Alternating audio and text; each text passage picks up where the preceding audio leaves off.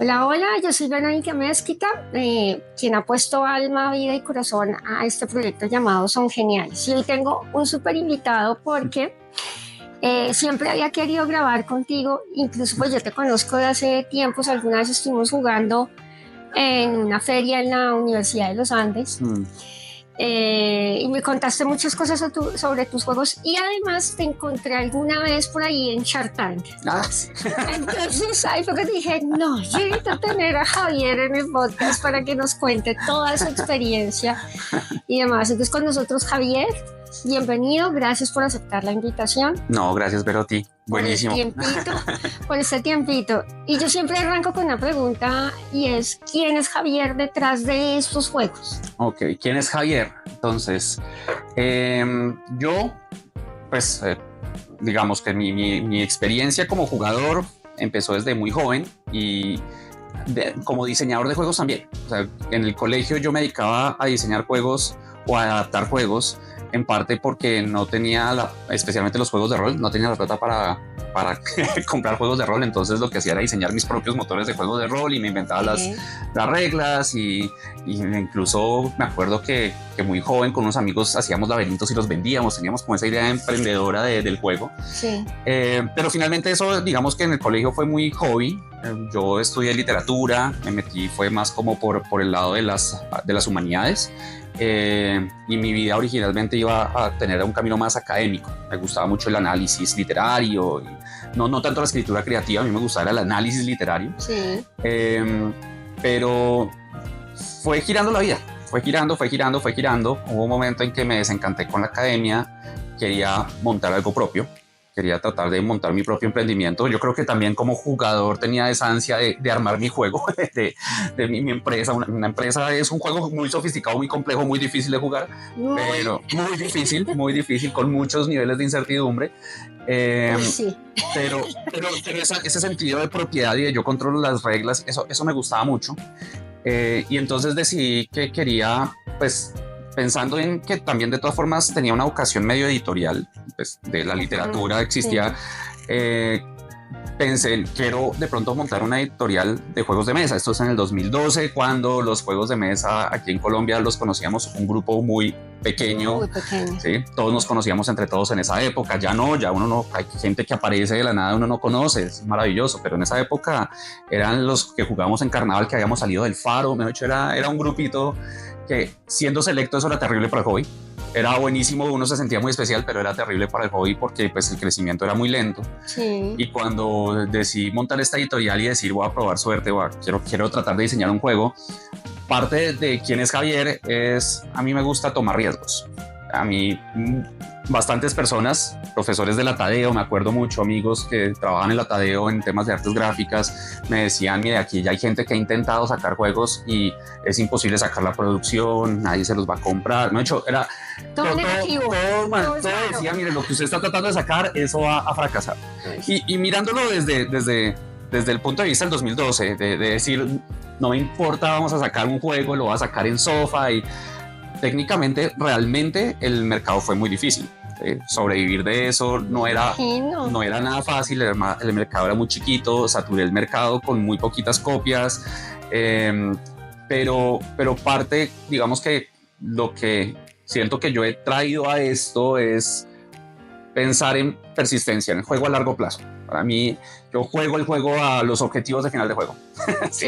No ganarme los punticos del corto plazo. Yo quiero montarme editorial, sabía que esa editorial no iba a arrancar sino dentro de 10 años. Mi referencia era los juegos alemanes se demoraron 30 años, 40 años en volverse populares. Sí. 40 años. Entonces, nosotros antes estábamos cabalgando sobre un caballo que lleva mucho tiempo arrastrando esto. Entonces decía, si nos demoramos 10 años, tengo suerte. ¿Sí? Entonces, evidentemente no vivía solo de eso, pero fue la posibilidad de poder diseñar un producto de estos, tratar de sacarlo al mercado y tratar de darle vida en el largo plazo. Eso como proyecto de vida creo que me define mucho. No estoy aquí por el dinero, sí puedo vivir de esto maravilloso, pero pero creo que mi motivación no arrancó por ahí. Era quiero tener mis juegos en el mercado, quiero que mis cajas tengan mi nombre, quiero que la gente me diga me encantó su juego y otra gente me diga me pareció un desastre. Sí, está bien, hace parte de la vida del diseñador que la gente juegue, ¿sí? Así lo juegue y diga no me gustó, y conozco mucha gente que me dice no, Hot Potato no me gusta más Exploding Kittens. Bien, bueno, está bien, pero los relacionó, conoce los dos juegos, maravilloso, ¿sí? Así como he encontrado gente que me dice me gusta más Hot Potato que Exploding Kittens. Bien, le estoy en algunos casos ganándole a un juego que vendió $8 millones en su Kickstarter. Vamos, eso me emociona mucho. Eso me emociona mucho, recibir retroalimentación, armar comunidad, que la gente me reconozca como diseñador de juegos, a pesar de que mi carrera fue literatura, fue otras cosas, que la gente me vea y me diga, usted es el diseñador de Xanadu, usted es el... Eso para mí es muy emocionante. Yo creo que es lo que me mantiene y me mueve en todo esto. Genial. A mí, bueno, cada vez que escucho a cada uno de los que han estado acá, cada uno me ha dejado una lección y siempre digo, ojalá todos lo escucharan, o sea, que nos escucharan completos los podcasts, porque yo creo que muchos se conectan 10 minutos y ya, porque cada uno me ha dejado unas cosas muy bonitas y cuando les hago esa pregunta es clave. Claro. Es clave porque sale lo que acabas de decir. El hecho de que yo tenga una editorial ya me define como una persona.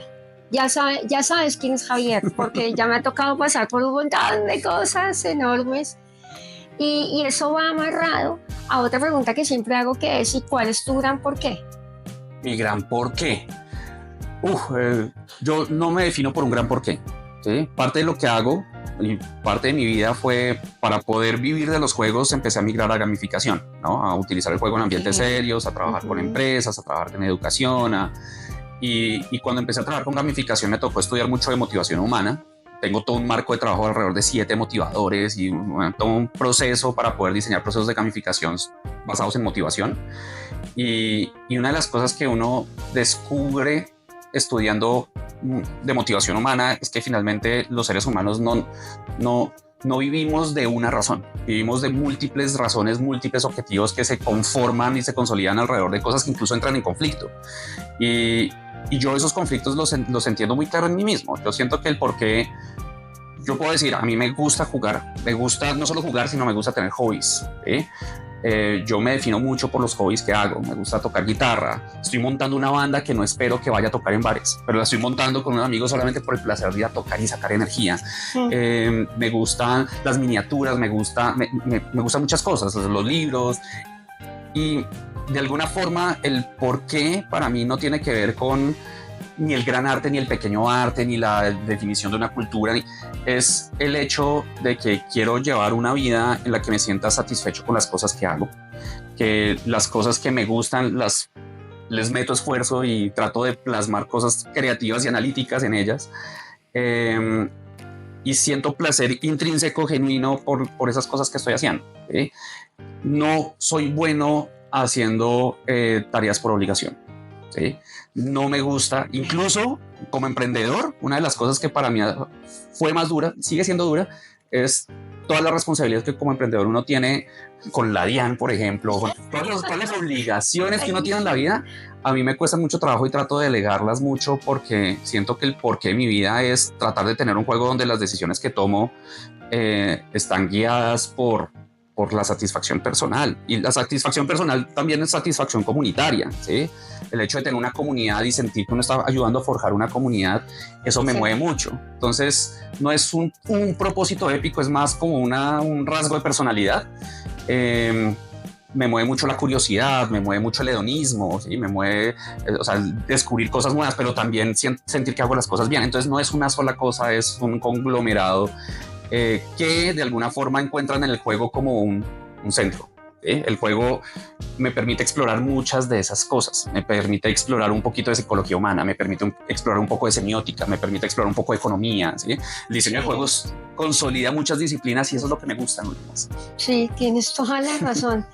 Y me encanta lo que acabas de decir sobre que no es un solo porqué, sino que también como en el mismo camino se empiezan a presentar muchos porqués, o sea, empiezan a haber una cantidad de propósitos al final.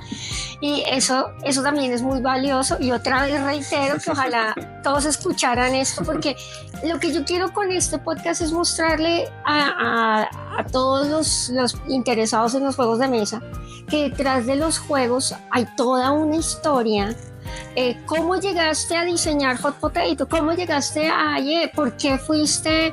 ¿Cuál fue tu primer juego? ¿Sí? Entonces, que la gente se entere de eso, de nuestras creaciones aquí, lo que estamos creando acá en el país, pues es muy genial, porque yo considero que así, al saber toda esa industria que hay detrás y que no es solamente el hecho de una idea, sino es lo que acabas de decir, todo el empuje que tienes que tener, toda la fuerza para sacar adelante tu proyecto y decir, no, es que yo me lo soñé un día que iba a diseñar un juego y sigo intentándolo y ahora y ya no tengo uno. ¿Ya cuántos juegos tienes? Publicados, es que además cuántos juegos he sacado y cuántos juegos siguen sobreviviendo en el mercado también es una pregunta diferente, porque ahorita, digamos, diseñados por mí que estén todavía en el mercado, están Hot Potato, está Valpurgis, está Tachyon, pero también he diseñado otros juegos que han salido brevemente al mercado y han salido, sí, que no están, ahorita pues está Xanadu, el rediseño de Guatavita, el diseño original es de Santiago Salazar, pero yo ahorita estoy trabajando en el rediseño de Guatavita, un juego que se llama Ghosts vs Cats, que también sacamos brevemente y yo creo que algún día lo puliré más y lo volveré a sacar más en grande, pero he sacado varios proyectos de ese tipo, más todos los juegos que he hecho a nivel corporativo, pero digamos que en este momento esos son como el corpus principal de juegos míos. Pero el primero, ¿cuál fue? Fue Xanadu. El primero fue Xanadu. Estuvimos probando acá y sí, es muy genial, la mecánica es muy chévere. Claro, ese lo diseñé en el 2012, cuando decidí montar la editorial, dije, si voy a tener una editorial tengo que tener un juego. ¿A raíz de qué sale, de dónde nace el juego? De haber hablado con todos estos profesores de la Tadeo, que me dijeron, producir juegos aquí es muy complicado, necesito producir un juego que de alguna manera la industria que ya exista pueda llegar a suplirme los componentes. Entonces dije, en este momento creo que lo más viable es hacer un juego de cartas, ¿sí? Papel troquelado, ¿sí? Aquí hay gente que sabe imprimir papel, litografías y troquelado, y no fue tan fácil.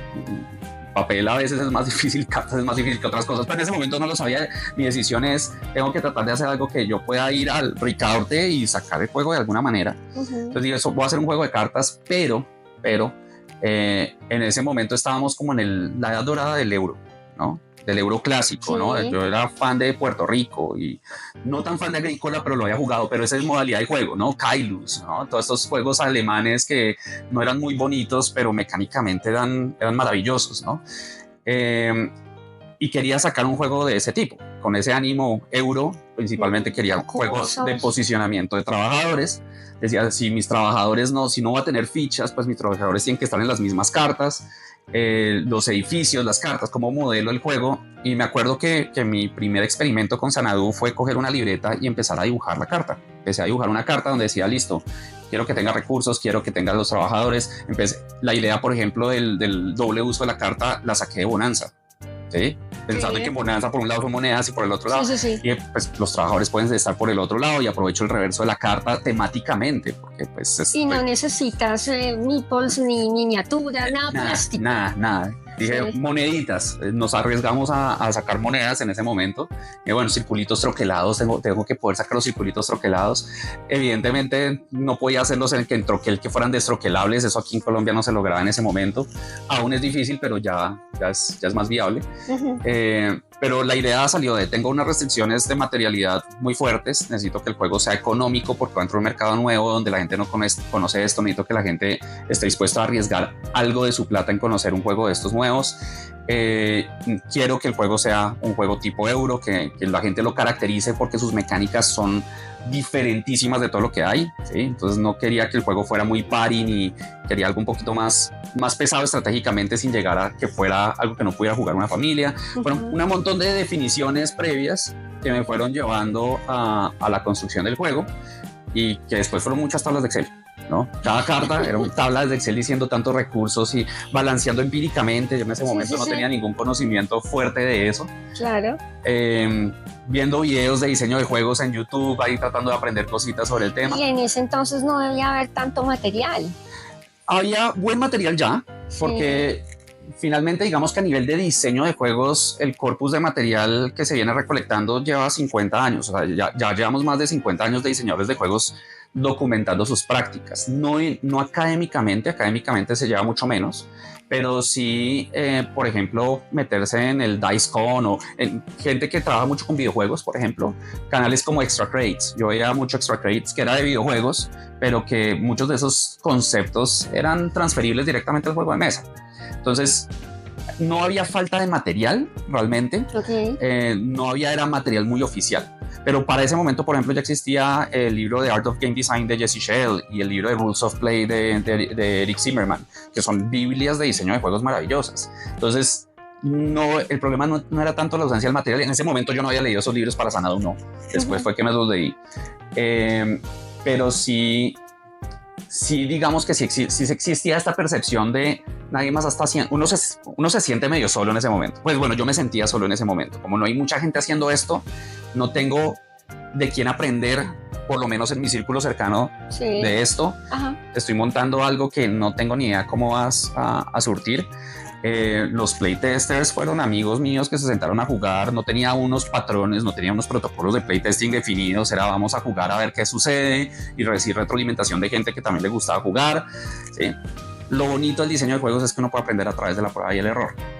Sí, eso es lo bueno. Y vas descartando. Claro, entonces no requiere uno como una academia previa muy fuerte para empezar a diseñar juegos. Es diseña un juego, pruébelo, reciba retroalimentación, cámbialo. Y así fue como fue surgiendo Xanadu. Entonces fue un proceso muy empírico, muy afortunado. ¿Sí? Muy afortunado. Es una cosa que es difícil reconocer, pues ya con el tiempo uno lo reconoce como diseñador de juegos, uno espera tener como una consistencia en la calidad de sus diseños. Y no sucede. ¿Sí? Uno puede tener un muy buen juego y después diseñar otro y no le fue tan bien. Y después diseña otro y ese estuvo mejor, ¿no? Es como un poco la música también, ¿no? Claro, uno como que espera que el diseño uno con el tiempo vas como mejorando y solamente mejorando. No, de vez en cuando salen diseños que uno dice, hoy en día de pronto lo hubiera hecho diferente, ¿sí? creo que tengo una línea base de consistencia decente como diseñador, pero no siento que como que cada vez que saco un juego, ese juego va a ser mejor que el anterior. Todavía siento que Xanadu ha sido de los mejores juegos que he diseñado, a pesar de que diseñé Tachyon y estoy muy orgulloso de Tachyon, por ejemplo. Siento que Xanadu sigue siendo como de esas ópera prima maravillosas de las que me siento muy orgulloso. Sí. Capola oro, tu capola oro. Exacto, exactamente. Entonces es un proceso bien curioso, es un viaje bien extraño. Muchos juegos que yo he creído que he diseñado que siento que pueden estar a la altura de Xanadu no se conocen porque los hice para contextos educativos. Entonces, por ejemplo, hay uno que se llama El Camino a la Libertad, que lo hicimos con el ICANN.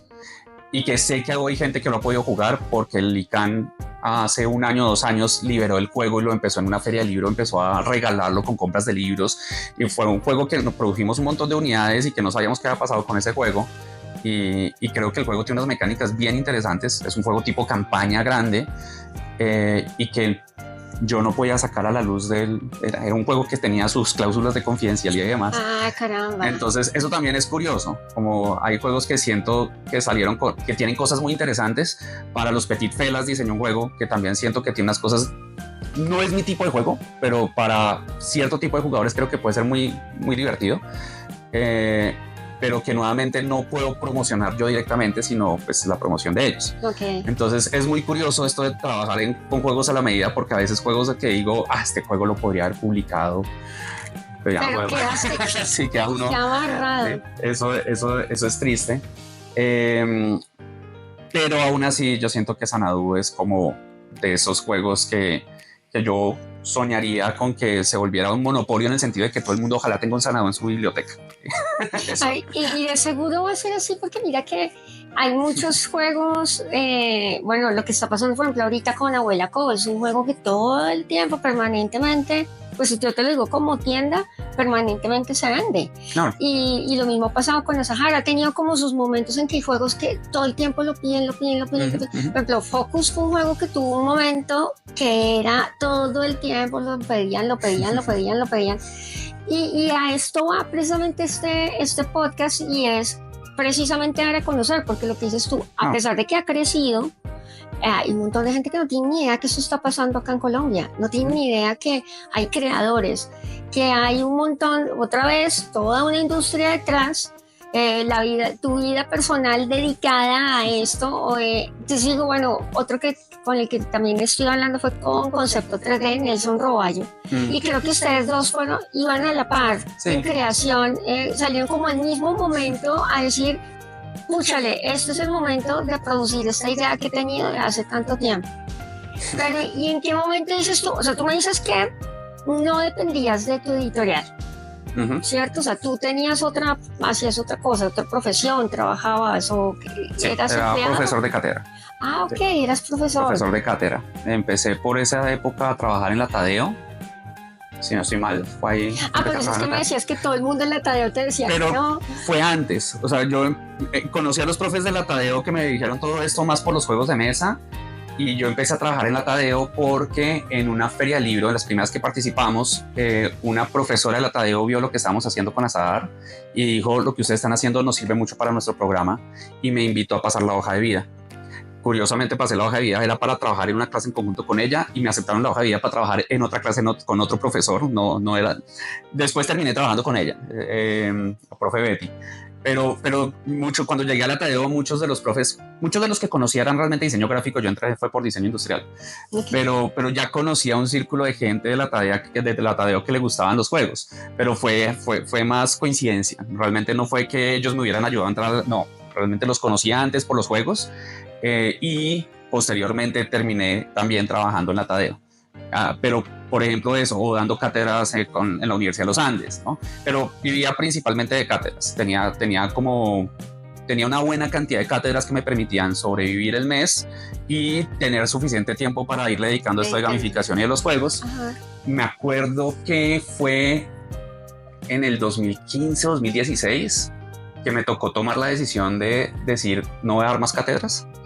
Fue una decisión difícil, porque fue el momento en que dije, voy a abandonar lo seguro a cambio de poner ya todo mi empeño y mi atención en esto que estoy tratando de sacar, y que si no sale, no sé qué voy a vivir, ¿sí? Pero que yo pueda decir que empecé a vivir de las empresas, de los juegos. Claro, que yo empecé a vivir de los juegos como hacia el 2016-2017 realmente. Antes de eso yo necesitaba siempre un apoyo, algo más, freelancing de todo lo que se me ocurriera, ¿no? Era mercenario completamente, ¿sí?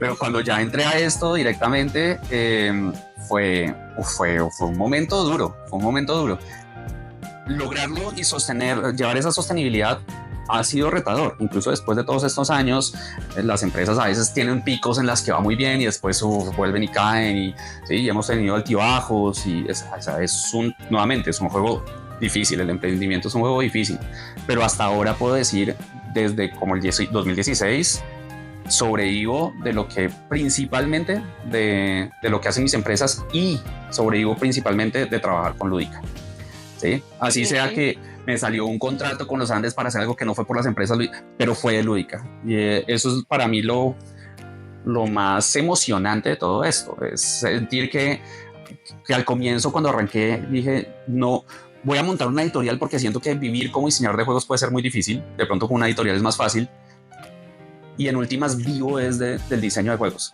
La editorial todavía no me da para vivir, está empezando, vamos, pero realmente vivo es de mi nombre como diseñador de juegos, diseñando juegos a la medida, ¿sí? Dando charlas y conferencias. Ahorita me voy para Gamicon a dar una charla sobre gamificación, donde voy a mostrar un juego de mesa serio que hicimos con el British Council para aprendizaje de pensamiento computacional. Un proyecto que duramos 7 meses trabajando con 15 escenarios en un libro gigante, un juego maravilloso. Y ahorita voy a tener la oportunidad de exponerlo en Estados Unidos, por ejemplo. Ajá. O sea, vivo de eso. Realmente en este momento siento que eso es como uno de mis grandes logros. Y todo arrancó por Xanadu. Por eso también a Xanadu yo creo que le tengo tanto cariño. Claro, porque Xanadu fue fue mi primera carta de presentación. Es mi primer portafolio.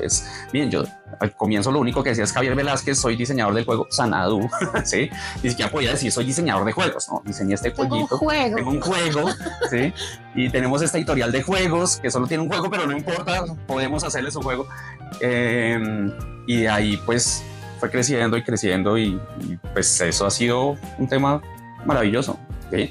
Shark Tank, que Concepto 3D también estuvo ahí, ¿no? También somos hermanos de Shark Tank con Nelson. Ay, no tenía ni idea. Sí, Nelson estuvo primero que yo en Shark Tank. Es que con Nelson nos faltó, mira, grabamos 50 minutos de podcast y le dije, no, nos falta. Sí, ya, yo creo que nos faltaron unas 3 horas porque tocamos solamente como los temas de las ferias o todo esto que él ha asistido, porque él no ha habido feria en la que no haya asistido. Pero no llegamos a lo de Shark Tank. ¿Qué tal fue esa experiencia? ¿Cómo fue eso? Fue chévere. A mí me llegó la invitación de Shark Tank por Devir, ¿sí? Okay. O sea, Shark Tank contactó a Devir diciéndoles estamos buscando algún emprendimiento de juegos de mesa. Devir les dijo nosotros no hacemos juegos de mesa colombianos, pero está esta otra gente Azahar que sí hace juegos, ¿sí? Y Shark Tank quería un emprendimiento de juegos. Sí, porque tú comercializas distribuyes a través de Devir. Devir nos ayuda con la distribución de los juegos. Entonces, y con Devir hemos tenido un contacto muy cercano con Santiago Niño. Desde que él arrancó con Devir, inmediatamente nos contactó y él nos dijo, quiero apoyar juegos de mesa colombianos. Fue maravilloso, eso fue un contacto maravilloso. Y yo estoy muy agradecido. Y fue el puente para Shark Tank. Claro, porque entonces ellos dijeron, hablen con los de Azahar. Entonces yo no tuve que llenar aplicaciones ni nada para Shark Tank. A mí yo recibí una llamada, me dijeron, mire, hablan de Shark Tank Colombia. Wow. Nos gustaría que su emprendimiento estuviera con nosotros. Y yo, oh Dios mío, ¿qué hago? Me acuerdo que me dijeron, yo les dije, pues me parece interesante. Entonces, bueno, les vamos a pasar el contrato para que lo firmen a ver si les interesa. Y me llega un morro de hojas, ¿no? Es una cosa que yo decía en que nos estamos metiendo, ¿sí?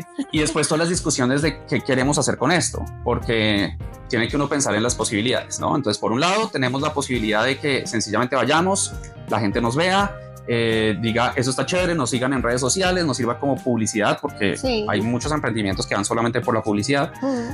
O existe la posibilidad de que de pronto efectivamente alguno de estos tiburones termine diciendo, venga, le doy la plata, ¿qué hacemos con esa plata? ¿Sí? ¿Qué es lo que vamos a hacer con esa plata para movilizar esta industria que está en crecimiento? Y el miedo para mí era, si una de estas personas nos suelta la plata, realmente tenemos cómo responder a las expectativas. Aunque tengamos esa plata, tenemos la forma de responder a esas expectativas. Y ese era como mi mayor temor. Yo decía, en últimas, probablemente los juegos de mesa no sean tan atractivos todavía para los inversionistas de Shark Tank para que realmente nos inviertan. La verdad, yo estaba apostando. Mi juego era, yo no creo que vayan a invertir. Voy a ir como si fueran a invertir. No voy a jugar el juego de vengo por publicidad, porque además yo no quiero que un tiburón de estos me vaya a decir, usted solo viene por publicidad, váyase ¿sí? No, voy a ir con el juego voy a tratar de convencer a estos tipos de que eso es una gran idea. ¿Sí? Pero con la expectativa de que lo más probable era que no fueran a invertir en mí, pero te fuera a funcionar, pero que eso pudiera impulsarnos de todas formas publicitariamente. Esa fue la idea. Decía, si alguno de estos tipos llega a decir, yo le pongo la plata, y yo vi a Torrenegra pensativo en un momento. Torrenegra, cuando llegó a pensarlo, él dijo, yo juego juegos de mesa, ¿sí? Me gusta jugar juegos de mesa con la gente con la que trabajo. Creo que eso no salió en el capítulo porque además yo hablé con ellos como 50 minutos y salen 15. Es una cosa muy divertida. Pero hubo un momento en que me contó que él sí utilizaba los juegos de mesa en su trabajo y los conocía. Entonces dije, si este tipo llega a invertir, él sabe lo que está invirtiendo, no me parecería grave, ¿sí? Entonces en ese momento dije, bueno, de pronto un Torrenegra podría ser interesante. Finalmente no pasó, ¿no? Finalmente no quedamos y el show y la cosa y fue chévere. Cuando salió el capítulo, salió 4 meses después, ¿no? Cuando salió el capítulo, ver el celular, el Instagram, gente te está siguiendo, gente te está siguiendo, gente te está siguiendo. Claro. Yo, no puede ser el alcance que tiene una vaina de estas, ¿sí? Solamente para tener gente siguiéndolo a uno y todavía encuentro gente que me dice, yo lo vi en Shark Tank, usted es el de Taquión, ¿no? Y me reconocen principalmente Taquión, que creo que fue el que mostraron más en cámara. Usted es el de Taquión, ¿no? Y usted salió en Shark Tank. Sí. Sí. No es tan frecuente como uno cree, ¿no? De vez en cuando sucede, de vez en cuando, pero cuando sucede es como tener ese impacto, como todavía que haya un impacto de recordación de ese programa, sí de todas formas ayuda a impulsar esto. Entonces, claro. Fue una apuesta maravillosa. Pues a mí me pasó, fue al contrario, y dije, ay, yo lo conozco. Sí. Yo jugué con él. Claro. Es muy chévere porque, claro, es la sensación de, uy, está en televisión, ¿no? O sea, es una cosa muy, muy bacana. Y por eso te decía, cuando yo los vi en Shark Tank, que ya fue hace un tiempo, ¿no? ¿Cuándo fue que salió ese capítulo? Eso fue hace rato. Yo creo que como 2019, eso fue. Sí, para antes de la pandemia. Sí, fue justo antes de pandemia, sí.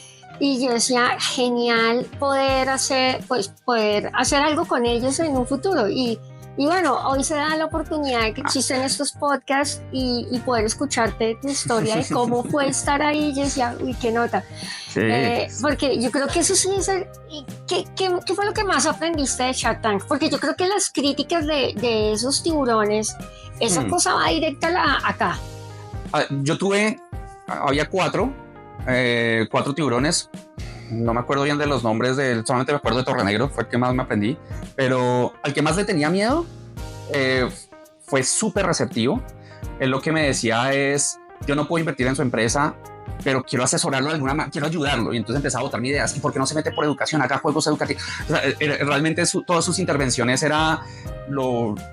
admiro lo que están haciendo, no lo veo como una posibilidad de negocio, pero admiro lo que están haciendo, eso fue súper chévere. Entonces, el que pensé que iba a ir a la yugular, no lo fue. Hubo uno que sencillamente era, yo no entiendo lo que está haciendo, yo estoy afuera. No me importa, no lo entiendo, ni para bien ni para mal, sencillamente eso es raro. Y la tiburona, había una tiburona, ella fue como la que más duro trató de darnos. Pero no fue grave, porque ¿cuáles eran las críticas a los juegos de mesa? Las críticas a los juegos de mesa son muy relativamente infantiles cuando uno no conoce el hobby, ¿no? Sí. Entonces, no, pero es que eso lo va a acabar los videojuegos, ¿sí? No, señora, mire, las métricas del crecimiento del mercado de los juegos de mesa en el mundo, mire cómo van, ¿sí? Y en este momento, un juego de mesa que sale tiene muchas más oportunidades de crecer que un juego de video, porque el mercado de juegos de video está hipersaturado, ¿sí? Yo no invertiría en un juego de video. Y les contaba, por ejemplo, la gente que diseñó Ticket to Ride eran una empresa de desarrollo de videojuegos y decidieron sacar un juego de mesa con el que les fue muchísimo mejor que con los juegos de video. Sí. Entonces me sirvió también como un poco para como contraargumentar. Sí, nuevamente, las críticas de ella eran, no, los juegos de mesa van a desaparecer porque lo digital se lo va a llevar. Es la crítica de los libros. Y fíjate que sí, pero es que sí, es que eso cambió mucho con la pandemia, ¿sabes? Yo creo que antes de la pandemia y después el antes era que creíamos precisamente eso, no, lo digital se va a comer todo, ya la gente no va a volver a comprar libros, entonces se tienen el Kindle, leen por la tableta. Sí, es verdad, sí sucede. Pero fíjate que las librerías igual, está la Feria del Libro y hay que ver esa Feria del Libro así. Claro. Y hay que ver entonces también los stands de juegos de mesa, eso está así y vemos que cada vez va más en crecimiento. Y yo cuando veo acá en la tienda la gente, aún hay gente que llega acá diciéndome, yo lo único que he jugado es Monopoly. Recomiéndame algo. Entonces, wow, genial, porque ya hay interés, sí, hay interés. O llega el que dice, no, yo en mi vida solo he jugado Tío Rico. Bueno, no, vente, mostramos, hay muchas opciones. Entonces, sí hay un crecimiento, nada que hacerle. Sí. Y sí, el pensar antes era ese, que lo digital se nos iba a comer todo esto análogo. No. Y el mercado de lo digital es súper difícil. El costo de adquisición de usuarios hoy en día es carísimo y venderlos es un mercado donde la mayoría de juegos salen gratuitos. Es un mercado absolutamente tenebroso. Y los juegos de mesa, el cerebro los busca porque el cerebro busca lo análogo y lo social. ¿sí? Al cerebro le gusta coger y sentir cosas. Entonces, la realidad virtual y todo esto es maravilloso en periodos cortos de tiempo, pero la gente se cansa y se quita las gafas. Uno necesita sentir el contacto real, ¿sí? Esto lo podríamos haber hecho por Zoom, porque estamos aquí enfrente. No, Es no, mucho mejor, es mucho más rico. aquí, Y claro. en el momento en que se acabó la pandemia, fíjate que después de que, y eso es una defensa por lo análogo precisamente, en el momento en que se acabó la pandemia, teníamos todas las tecnologías hiperdesarrolladas para tener un mundo digitalizado. Para que la gente trabajara desde su casa, para que Zoom, Teams, toda esta gente se había inventado cosas maravillosas, estaba saliendo un montón de plataformas nuevas, Remote, ¿sí? Se acaba la pandemia, ¿qué hace ¿en qué se gasta la plata la gente? En recuperar el mundo social y el mundo análogo. Hagamos eventos presenciales, volvamos a vernos las caras, tengamos experiencias sociales. Y el juego de mesa tiene un lugar particular dentro de la experiencia social que el juego de video no puede irrumpir, no lo puede hacer. El juego de video es muy personal.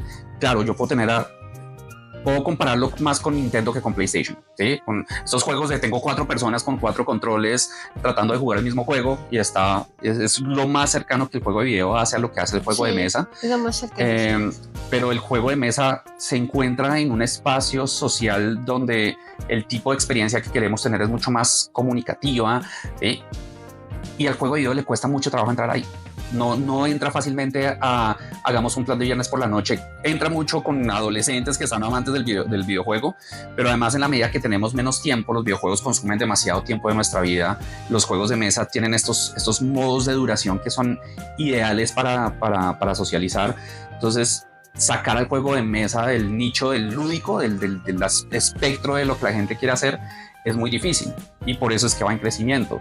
Y hoy en día incluso más, porque eso que decían lo digital va a consumir el mundo, no porque lo digital ha generado demasiada controversia.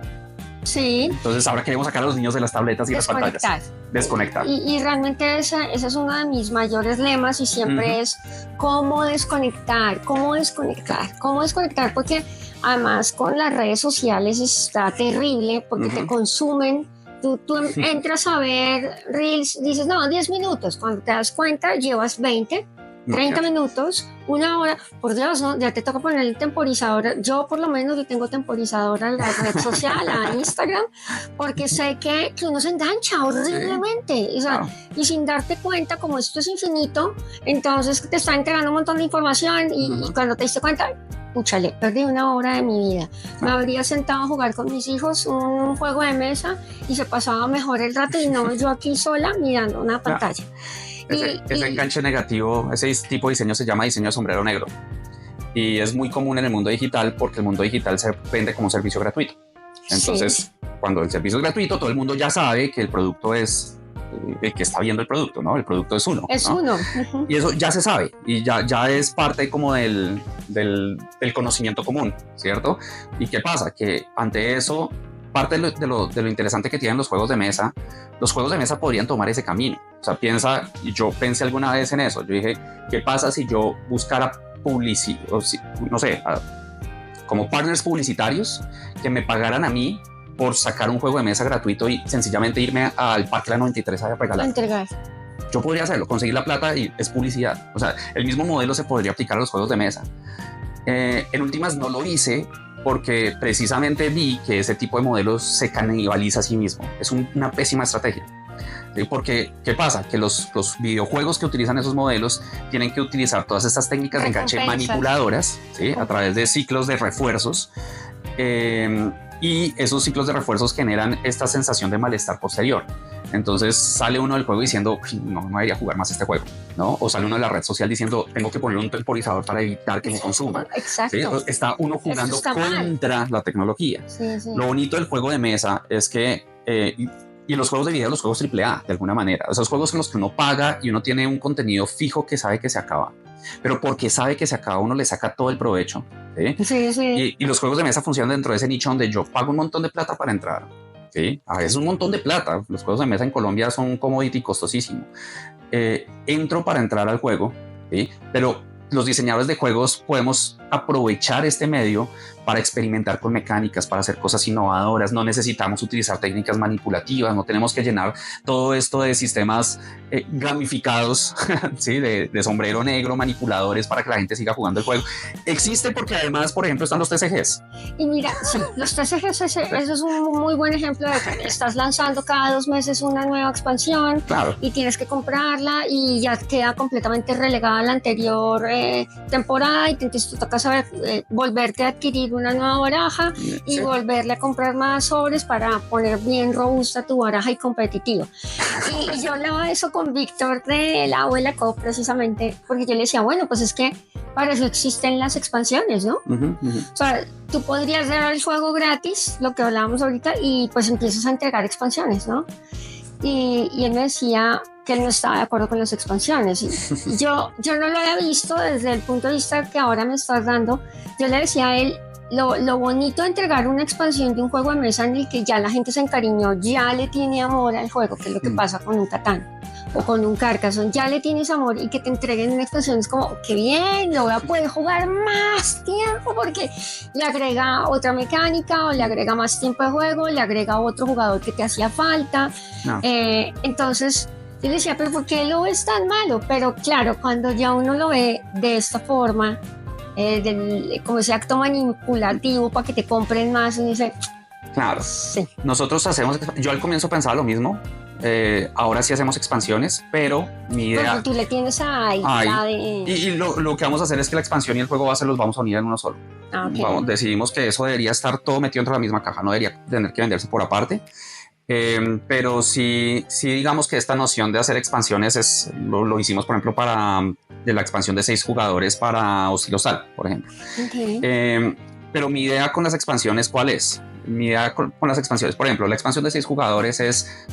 Si usted quiere jugar con 6 jugadores, pague un poquito más para tener esos componentes, pero si usted no lo quiere hacer, no tiene que hacerlo. Es más, ofrecer la opción y no necesariamente el money grabbing, el coger y poner a la gente a gastar y gastar y gastar. Entonces, a mí prácticas de expansiones como las que hace Catán no me gustan, ¿sí? Porque siento que es un sistema de monetización perverso. ¿Sí? No me gustan, no estoy de acuerdo con ellas, ¿sí? Se sienten muy TCG, se sienten muy como... Y cuando un juego tiene demasiadas expansiones, lo que pasa es que mantener la integridad del juego es muy difícil, que es lo que le pasa a los TCGs, que cuando ya hay tantas expansiones, el juego empieza a romperse por debajo y mantener el balance. Para un diseñador de juegos, balancear un TCG es un infierno, especialmente un TCG que lleva demasiados años en el mercado, porque cada carta que pones puede romperte el juego. Y entonces esta carta está rota, toca banearla de los torneos, se vuelve un metajuego, es súper complicado. Entonces, ¿qué pasa? A mí me parece que las expansiones son maravillosas si uno se concentra en un juego. Hay una expansión que puede revitalizar el juego y que puede darle otras formas de ver el juego. De pronto saco 2 expansiones más, sigamos al siguiente. No nos quedemos en uno sacando y sacando y sacando y sacando y sacando, porque ahí ya empieza uno a sentir esa práctica mercantilista por debajo, la empieza uno a notar. Sí. 1 o 2. Si uno quiere revitalizar un juego, uno quiere hacer algo, quiere meter unas reglas adicionales, quiere meter una carta especial, quiere meter una promo. Una promo más bien. Maravilloso, está bien, ¿sí? Parte de las razones por las que yo no he sacado expansiones, de hecho, no tiene que ver tanto con temas ideológicos, es porque aquí en los juegos yo los produzco aquí en Colombia, y lograr hacer que 2 producciones salgan perfectamente iguales para que las cartas empaten en una versión y la otra es imposible. Muy difícil. Si es así sea el mismo productor, o sea, la misma litografía, para que tengan los niveles de tintas para que salgan perfectas. Y por ejemplo, Hot Potato le va a sacar una expansión. Que no se vea la diferencia. Porque Hot Potato, la versión original, tenía menos cartas y menos poderes. Cuando sacamos la segunda edición, la expansión la incluimos dentro de la segunda edición. O sea, le metimos nuevas cartas y nuevos poderes. ¿Por qué? Para que todas las cartas fueran uniformes. Okay. Porque si yo trataba de hacer cartas para la primera expansión, para la primera versión, y que era imposible que el negro de una no se notara con el negro de la otra. Era absolutamente imposible. Entonces hay temas técnicos que eso lo hacen más complicado. Y por ejemplo, la expansión de AI yo la diseñé para que precisamente no chocaran unos de los componentes nuevos con los viejos, pensando en solucionar el problema. Entonces no es tan fácil. Pero las expansiones de todas formas para una editorial son importantes. Una editorial igual necesita tener un juego que tiene una masa crítica de jugadores, y poder remonetizar a esos jugadores le sirve a la editorial para no tener que gastarse todo su presupuesto en publicidad. ¿Sí? Sí, claro. Y eso es muy importante porque la plata que yo gano de un juego la estoy reinvirtiendo en el siguiente proyecto. ¿sí? Eso es, no solamente sacar el siguiente tiraje si el juego le va bien, es que yo tengo que además guardar para que si saco el siguiente juego tenga, y no, la gente piensa que el problema es guardar la plata para producir el siguiente juego. Eso uno con las preventas lo maneja, ¿sí? El problema es todo el dinero de inversión en publicidad que hay que sacarle a eso. Y esa plata sí uno no la puede sacar en una preventa, porque precisamente la preventa es parte de la publicidad. Entonces, tener una editorial tiene sus complicaciones, no es tan fácil. Bastantes. Entonces, una expansión bien montada está bien, pero también es bueno que los jugadores entiendan esas prácticas y decidan. Si alguien decide tener todas las expansiones de Catán, está perfecto. Ama tanto el juego que quiere tenerlas todas. Tener todo. El ánimo coleccionista existe, ¿sí?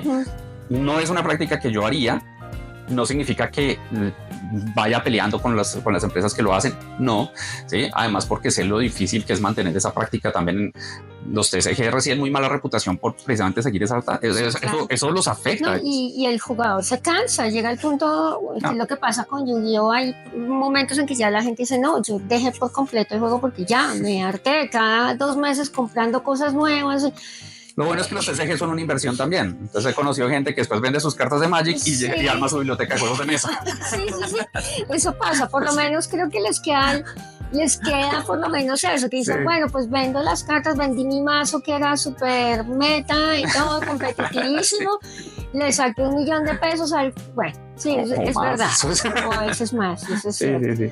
Después, pero sí la gente se tiende a cansar, eso sí pasa cuando hay tanto producto que sale, que es un poco lo que ocurre también con los celulares, ¿no?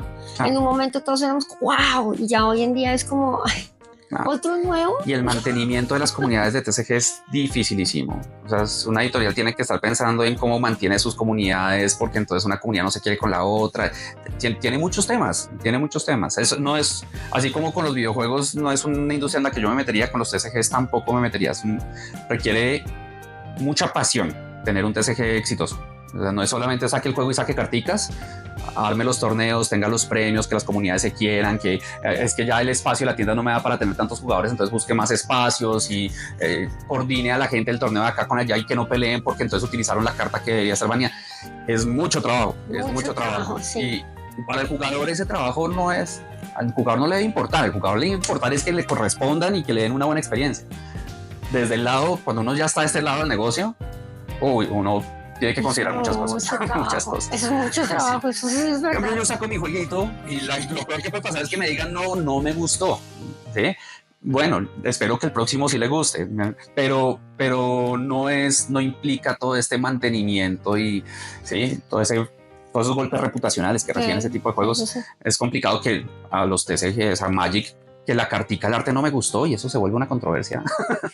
Sí, incluso, bueno, aunque ya he visto críticas sobre juegos de mesa que están diseñados con IA y los jugadores súper ofensivos, ¿cómo así que están diseñando eso con IA? Entonces salía el juego, lo típico que pasa como que con 3 manos o un ojo raro, y así fue que detectaron que estaban usando IA para eso. Y sí, es verdad, es muy controversial todo. Y bueno, lo que dices tú, la crítica que vas a tener por parte de los jugadores, incluso en las mismas tiendas organizadoras. Claro. Si uno va a sacar un juego con IA, uno tiene que decirle a los jugadores de entrada, o sea, uno tiene que decirle, el arte de este juego fue hecho con IA. ¿Por qué? Porque la IA abre puertas, especialmente editoriales más pequeñas. Sí. ¿Sí? Una editorial pequeña que no tiene cómo pagar a sus ilustradores, yo creo que una editorial que crece debe buscar tener ilustradores humanos, porque además los ilustradores humanos también le traen reputación al juego, ¿sí? Eso es importante, o sea, hay un factor... Es como un libro ilustrado, exacto. No es lo mismo tener un libro ilustrado que sea solo texto. El ilustrador de Dice Forge, a mi esposa Natalia le encanta tanto que ella yo he tenido que detenerla que no compre juegos que están ilustrados por ese ilustrador porque el juego no me parece bueno, pero ella lo compraría solo por el ilustrador. Entonces, tener un ilustrador humano tiene ventajas más allá del hecho ético de que además estoy dándole trabajo a alguien que es buenísimo. Tiene otras ventajas adicionales que pueden alimentar al juego. Además es que se vuelve hermoso solamente abrirlo, ¿sí? Entonces tú ya lo abres y lo haces el setup en tu mesa y dices, no, es que el juego es divino, es que se ve espectacular, es que mira las tabletas. Exacto. Entonces, si uno es una editorial pequeña y no puede darse el lujo de tener a los ilustradores, tener un juego ilustrado por IA puede estar bien mientras uno lo comunique. ¿Sí? Mientras uno diga, mire, no tengo cómo conseguir ilustradores, quiero sacar este juego al mercado. ¿Sí? Esta es mi primera edición. Si alguien quiere ayudarme con las ilustraciones, buenísimo, pero en este momento lo estoy haciendo así porque quiero sacar el juego al mercado y es la única forma que tengo de hacerlo. Bien, el IA le soluciona un problema. ¿Sí? Claro, el IA tiene sus cosas, uno reconoce el arte de IA y eso es parte de lo, o sea, uno termina viendo esto es IA, ¿sí? Uno sabe y eso evalúa el arte. El hecho de que uno sepa que no fue generado por la creatividad humana, hoy en día todavía eso genera una evaluación en el arte. Pero si uno lo comunica, uno dice, mire, fíjese en mis mecánicas, mire lo que estoy haciendo por detrás. El IA es algo que me está posibilitando sacar el juego para que usted lo tenga en la mesa sin que sea un juego horrible, sí, absolutamente horroroso. Es una herramienta. Entonces yo no peleo con el IA como tal, pero sí creo que si se va a utilizar, tiene que utilizarse de una manera muy ética y muy transparente. No esconderlo, no decir, venga, que los jugadores no se den cuenta que lo hice con IA, no es una buena práctica. Sí, no, y eso es un muy buen consejo para los creadores. Y es que sí, incluso yo creo que sí puede darse la oportunidad que un ilustrador le diga, no, venga, yo se lo ilustro, tal vez no vamos a ganar plata ya mismo, pero no sabemos, se puede vender bien y denme algo de ahí. Si hay diseñadores de juegos que nos metemos en eso sin saber si le vamos a ganar nada, de pronto hay que ilustrar. Y para los ilustradores, si hay ilustradores escuchando este podcast, si son ilustradores nuevos, hablen con editoriales y utilicen esa puerta como también puerta de presentación, igual que lo hacemos los diseñadores de juegos. Les puedo, piensen en un juego de mesa que tenga 25 o 30 referencias diferentes de ilustración. ¿Sí? Ese juego de mesa ya es un portafolio impresionante para un ilustrador. Mire estas 30 imágenes que yo hice para este juego. Sí. Y puede que no sea un buen negocio, pero la ganancia reputacional sí puede ser buenísima. Claro, imagínate eso dentro de tu portafolio, es que yo ilustré Hot Potato, pues. Claro, y eso es supremamente valioso. Claro. Y si el ilustrador no quiere porque ya tiene su nombre y quiere ganarle plata, está perfecto y de hecho editoriales van a querer trabajar con ellos. Cuando hayan suficientes editoriales y masa crítica, seguramente uno va a querer buscar esos ilustradores, especialmente ilustradores que son muy reconocidos. Nuevamente, el juego le sirve, porque si el ilustrador dice estoy trabajando en ese proyecto, todo eso es publicidad. ¿Sí? Eso es buenísimo. Pero sí hay que contemplar que el arte uno lo podría generar con seres humanos y va a universidades y busca estudiantes que digan quiero un portafolio. Es verdad, esto me sirve, ¿sí? Entonces, la IA no es el único camino. Pero, nuevamente, es que ser diseñador de juegos no es lo mismo que ser editorial y la gente no reconoce esa diferencia. Los mismos diseñadores de juegos a veces no la reconocen. Entonces, cuando veo a un diseñador de juegos que está tratando de hacerlo todo, que hace el arte, que hace el troquel, que sea el Ricaurte solo, que solitariamente trata de sacar un juego, para mí es muy loable. La probabilidad de que en el mercado le vaya bien es muy bajita. ¿Sí? Sacar un juego y tenerlo en el mercado es un trabajo en equipo que requiere mucha gente, mucha coordinación. Tengo que poder hablar con los influenciadores, tengo que tener buenas relaciones con las tiendas, tengo que hablar con los distribuidores. Una editorial es un negocio complejo. Entonces, cuando yo veo a estos diseñadores tratando de sacar sus juegos solos, me acuerdo de mí mismo, porque finalmente eso fue lo que yo hice en el 2012. ¿Sí? Fue muy difícil, fue muy difícil y yo no entendía bien qué significaba tener una editorial. Es muy complicado. Aún siento que todavía sigo aprendiendo, tratando de encontrar la clave para hacer que la editorial funcione. Y no es un tema fácil. Y sacar un juego no es solamente, venga, ya tengo el arte, tengo las mecánicas, tengo la plata para producción. Y yo lo que estoy viendo que está pasando mucho es que tenemos muchos creadores en este momento. Bueno, digo muchos porque antes no había, ¿no? Entonces me parece que son un montón. Maravilloso, sí. Lo genial sí sería que fuera como que se juntaran, pero lo que yo estoy viendo es que cada uno está sacando su propia editorial. Sí, porque hay más ánimo emprendedor ahorita con los juegos de mesa. Entonces, a mí me gusta que estén tratando de sacar sus editoriales, porque entre más editoriales haya, más gente está metiendo plata en mover el hobby. ¿Sí? O sea, las editoriales, parte de lo que hacen es acelerar el crecimiento. Editoriales y distribuidoras son muy importantes para acelerar el crecimiento del hobby. Entonces, que un diseñador trate de publicar conmigo, por ejemplo, con Azahar, si todos estos diseñadores llegaran a Azahar y me dijeran, hey, publíqueme usted, voy a tener un cuello de botella. Yo no tengo los recursos para publicarles a todos.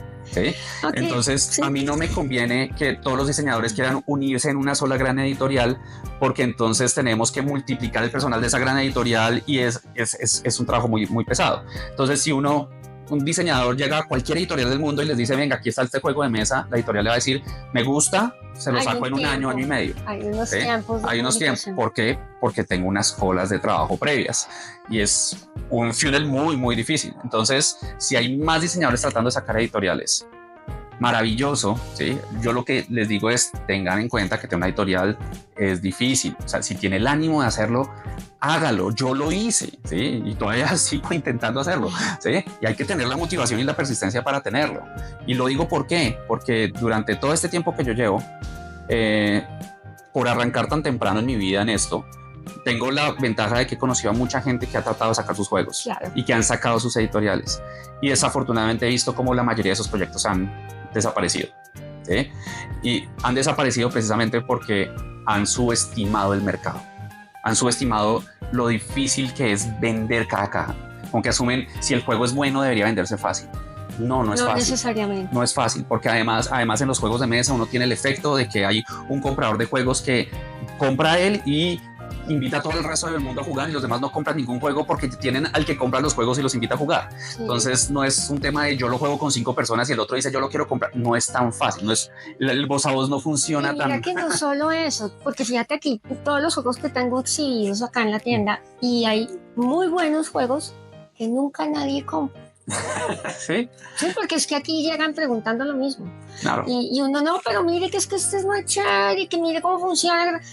No, pero es que yo vengo por Catán. No, ok, pero mira que es que también claro. Está este otro. Porque es que comprar un juego es un compromiso y es un riesgo, y generalmente la mayoría de gente que está comprando el juego todavía no lo conoce, ¿no? Si tuvo la oportunidad de jugarlo, es muy curioso, porque de pronto lo jugué, lo conocí, me pareció chévere, pero no lo compraría porque ya alguien más lo tiene. No necesito comprarlo, ¿no?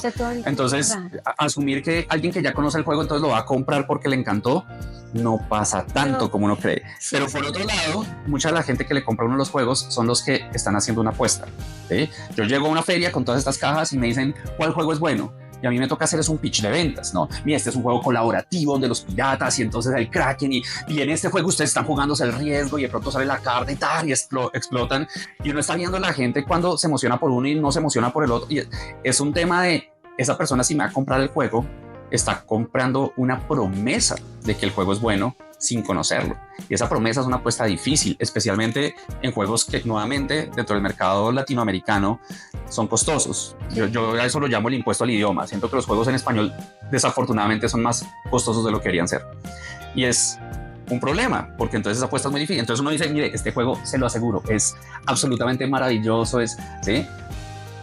No es suficiente, ¿sí? Entonces, ¿qué toca? Vaya y miren los influenciadores. Por eso es que tener comunidad de influenciadores se vuelve tan importante. Es muy importante, nada que hacerle. Claro. Y yo hablaba eso un día con mi equipo de trabajo y decíamos, realmente, claro, estamos en un momento de mucha competencia, somos muchas tiendas compitiendo por vender, y yo dije, no pasa nada, porque todo el contenido que generan las demás tiendas o los creadores de contenido o el influencer también nos sirve a nosotros, porque ya la persona tiene una referencia. Es lo que dices tú, ya hay alguien que dijo que Hot Potato era increíble, y era un creador de contenido, y seguramente que nos llega, nos va a llegar en algún momento, porque me dicen, no, es que yo vi por Instagram, no sé qué. Entonces, por eso yo digo siempre que al final el trabajo lo estamos haciendo para todos, entre todos. Claro. O sea, y con el tema de las redes sociales no era como en los periódicos, que pues es que no, que le llegaba a una sola persona. Redes sociales es que son todas las personas de todas las clases económicas, socioeconómicas, de todas las profesiones, niños, adolescentes, mayores, o sea. Entonces es tan fácil entregar la información hoy en día, es muy sencillo. Entonces ahí es cuando digo yo que pues a lo que estábamos hablando con respecto a todo este tema de la venta, y que cómo es de importante que haya gente creando contenido, pues es que si no estamos todos en esta bola gigante, no hay manera. No hay manera. Porque entonces sí, llenamos los estantes de un montón de juegos, y esperemos a que alguien nos venga a comprar y alguien diga, ay, ¿y este juego de qué se trata? No, pues es que ya tiene que haber todo un trabajo atrás y un montón de gente generando contenido y entonces creándonos estos podcasts para que se enteren que hay un esfuerzo, que resulta que el juego no me salió así de la nada, ¿sí? Salió impreso de colgado de un árbol, como dicen con la plata. Claro. Requirió, ¿cuántos años lleva ya? Desde el 2012, dele. De acuerdo. Y fíjate que iniciativas como Playcon, que son tan importantes, porque iniciativas como Playcon son las que empiezan a reunir a todos los actores, ¿no? Entonces va el influenciador, va la tienda, va el diseñador de juegos, va... Ese tipo de iniciativas hacen que primero nos conozcamos como comunidad y tengamos el mapa claro de quiénes somos todos, ¿sí? Pero por otro lado nos asegura empezar a tener un espacio para que conexiones, para que personas nuevas entren, ¿sí? Y eso, pues, nuevamente, esas iniciativas aquí en Colombia casi no existen, ¿sí? Y las que han existido no han logrado precisamente hacer el proceso más complejo de armar una convención, que es conectar a los actores, conectar a la gente. Eso es lo más importante de una iniciativa de esas. No es fácil y eso hay que agradecérselo mucho, por ejemplo, a Gio, ¿sí? Y que de alguna manera... En este momento somos una comunidad donde nos estamos tratando de retroalimentar entre todos y eso es lo que la está haciendo valioso. Además, lo que está haciendo Gio es una super labor porque sepa los centros comerciales y tiene contacto con la gente que jamás ha tenido contacto con un juego de mesa. Para mí es distinto porque aquí ya llegan porque conocen el juego de mesa, pero en un centro comercial X, tú coges a una persona X y le dices, venga y juegue. Desde un momento y sientes a jugar. Ese trabajo...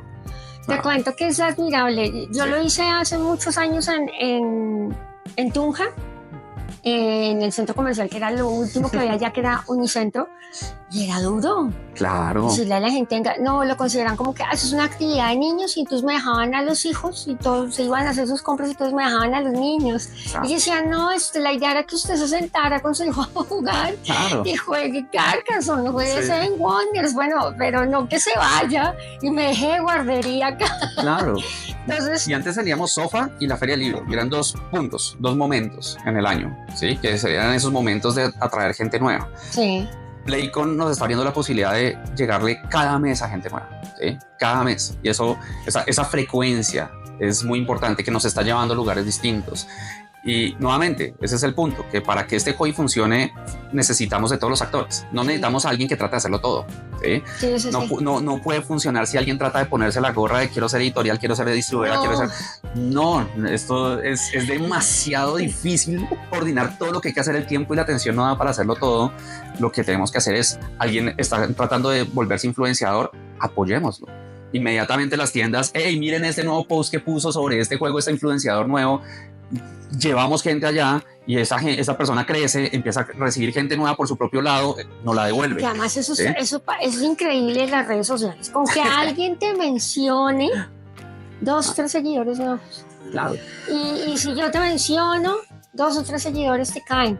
O sea, es una cosa que todo el tiempo va de aquí, va para allá. O sea, no es solamente que todos se quedaron concentrados en Azahar. No, el día que yo etiqueté a Azahar, ese día llegaron 3. Yo no sé de mi lado para tu lado algo debió llegar. Seguramente, sí. Eso tuvo que haber llegado nuevo. Sí. Y esa es la dinámica, se retroalimenta. Y nuevamente, por eso digo, ese es el juego que estamos jugando, ¿no? Y mira que eso lo hablábamos con Jenny y con John, que son de la oficina de juegos. Y decíamos, aquí lo importante es que estemos todos unidos. Claro. Algo que estamos hablando antes de grabar el podcast tuyo, que dijimos, venga, hay que juntarnos porque realmente lo que estamos haciendo es crecer la comunidad, que la gente conozca que hay juegos de mesa. Entonces no se trata como de que peleémonos aquí por la guerra de centavo y esto, no. Incluso yo también, como tú arrancaste esta conversación que decías, no, es que yo no empecé esto por volverme millonario, no se trata del dinero. Yo lo decía aquí el día que estábamos celebrando los 8 años de Son Geniales y yo les decía, esto ha sido un sueño muy duro de llevar a cabo y no es por plata, es solo por el hecho de la experiencia. O sea, yo lo que siempre he pensado es, ¿va a volver millonario con Son Geniales? No. Los que lo han hecho por plata han desaparecido. Todos. Realmente. Porque también los he conocido, los que han montado tienda pensando en que eso van a vivir en el corto plazo 6 meses después esa tienda desapareció. Eso es un cementerio de tiendas. Eso es durísimo, sí, durísimo. Y yo hoy en día todavía digo, no, es que pues que yo viva de esto. No, yo lo que genero sí es empleo. Tal vez mi equipo de trabajo sí vive gracias a Son Geniales, pero yo no. Entonces, le digo, realmente es más de verdad que es, por eso es que yo siempre abro el podcast diciéndole que le he puesto el alma, vida y corazón, porque me he trasnochado, la he pasado mal, he llorado, pero es porque digo, es que yo a esto le veo un potencial enorme, y no porque me vaya a volver millonaria, sino porque es cómo crece la comunidad, la gente sonriendo, la gente socializando. Venga, juguemos esto, incluso está peleando, porque no, hay malos perdedores. Sí, es parte del juego. Pero es una delicia. Claro. Y yo le decía lo mismo a Dairo de Blue Pool Board Games, yo le decía a él, es imposible que no nos vaya a funcionar, porque el propósito que tenemos es tan altruista, Javier, que es imposible que no logremos algo. Claro. Y se está logrando. Y se está logrando. Y afortunadamente, para mí eso sí ha sido como muy bonito de ver que en el momento en que empezó a arrancar el hobby en Colombia fuertemente, que fue poco antes de pandemia, que empezaron a aparecer los influenciadores, ¿no? Y especialmente con pandemia. En pandemia hubo un crecimiento importante de todo esto, ¿no? En la oficina de juegos nace de la pandemia, por ejemplo. Precisamente John y Jenny nacen de la pandemia. Y yo venía 8 años antes de la pandemia, venía diciendo, si en Colombia no empiezan a surgir influenciadores, no vamos a salir como editorial. Si no empieza a haber influenciadores, no vamos a salir como editorial. Y fueron 8 años para que empezara a haber realmente influenciadores, y ahora están saliendo influenciadores por todas partes. Eso me parece maravilloso. Pero precisamente una de las cosas que durante esos 8 años decía a toda la gente cuando daba estas charlas y demás, era, si este hobby va a crecer es porque va a entrar gente que tiene ánimo colaborativo, ¿sí? Si entramos con ánimo de competencia, que entró una tienda nueva y me va a quitar mercado, que entró un influenciador nuevo y me va a quitar seguidores, si entramos con ese ánimo, demoramos más el ingreso a la gente del hobby. Y me alegra ver que efectivamente de manera orgánica, yo no creo que haya tenido incidencia en eso, pero de manera orgánica la comunidad de juegos de mesa, la comunidad de gente que está promoviendo los juegos de mesa, no los jugadores, sino los que estamos detrás de bambalinas tratando de que eso funcione, hemos tenido ese ánimo colaborativo. Y eso para mí es un indicador maravilloso de que efectivamente de aquí a 5 años el panorama de los juegos de mesa en un país de trópico puede crecer. Que es que nosotros tenemos en contra nuestro clima. ¿Sí? Ojalá tuviéramos invierno donde la gente tuviera que encerrarse a jugar. Nosotros no tenemos eso. No. Nosotros estamos jugando en contra de eso en una cultura que la plata se la gastas en la rumba y en el trago, ¿sí? Que es el esparcimiento pues, de los jóvenes, al menos nosotros estamos compitiendo contra un clima maravilloso, desafortunadamente. Y aún así está creciendo el hobby, y eso se da gracias a los esfuerzos de los influenciadores, gracias a los esfuerzos de las tiendas, de los distribuidores, ¿sí? De las editoriales que están arrancando, ¿sí? De las editoriales que están arrancando y que ojalá les vaya bien. Cada vez que veo que un diseñador quiere sacar una editorial, la gente ahorita de Bogotá Board Games que está tratando de sacar su editorial, sí. Escuchan, yo insisto, yo digo, ellos todavía no saben en lo que se están metiendo, pero ojalá ese ánimo con el que están arrancando lo mantengan.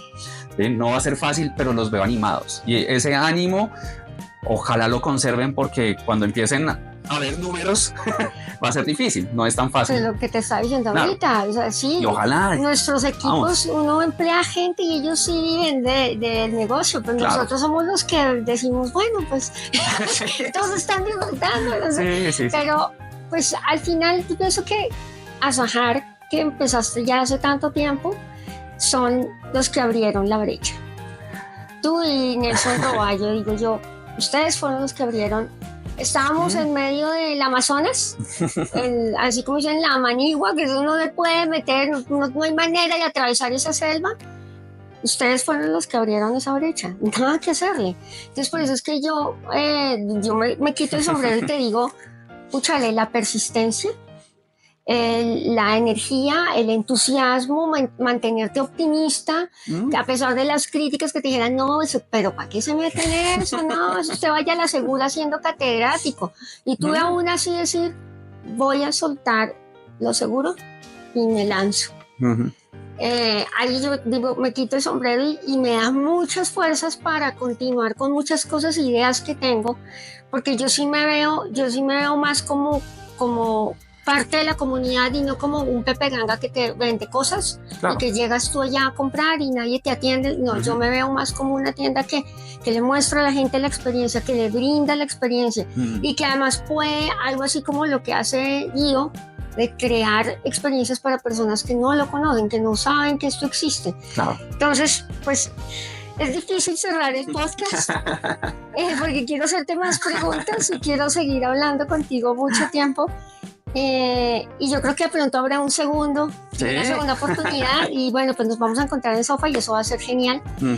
Entonces yo digo, vuelvo y te digo, todos mis respetos y admiración porque sé lo duro que es emprender cualquier negocio que sea y más en Colombia no es una tarea sencilla. Entonces sí me quito el sombrero y te digo, wow, toda mi admiración para ti y voy a procurar, ojalá que escuchen mucho este podcast, lo voy a publicitar de todas maneras para que se den cuenta todo el amor que hay detrás de esto, porque eso es amor. Sí. Así de simple, la palabra es amor. Amor al arte, amor a la gamificación, amor a que podemos hacer algo por medio de los juegos de mesa, que es un lindo hobby. Vuelvo lo que te digo, es imposible que no funcione. Es imposible que no nos vaya bien y poder estar todos juntos y ofreciendo espacios, más momentos, más felicidad, llevando esta cajita, tiene una dosis de dopamina. Sí, tiene una dosis. Ahí está. Y no somos dealers. Entonces, nada, yo decirte muchísimas gracias. Me tocó ya cerrarte así abruptamente porque ya llevamos harto tiempo. Y Alexis, mi editor, va a estar aquí en el computador. ¡Habla mucho! Sí. Pues nada, muchísimas gracias, Javier. Lástima no haber tenido a Natalia, seguramente en otra oportunidad, porque sé que ella es la que ilustra muchos de los juegos y también tiene un discurso hermoso cuando empieza a hablar de gamificación, es súper bonito escucharla. Estuve con ella compartiendo cuando probamos precisamente Cities, por ahí en Devir, y fue muy linda la experiencia de sentarme a jugar con ella porque tiene todo un discurso, o sea, no es sentarte a jugar y ya, no, ella tenía todo su discurso, incluso nos ganó y todo. Entonces digo yo, es admirable, me encanta lo que están haciendo y pues nada, ojalá en algún día pudiéramos estar de verdad, Natalia, Javier, incluso no sé si Santiago fuera posible y reunirnos los cuatro a hablar también sería genial. Claro que sí, me encanta. Aquí volvemos. Bienvenidos siempre. Tu casa aquí son geniales. Maravillosos, son geniales. Gracias. Muchas gracias.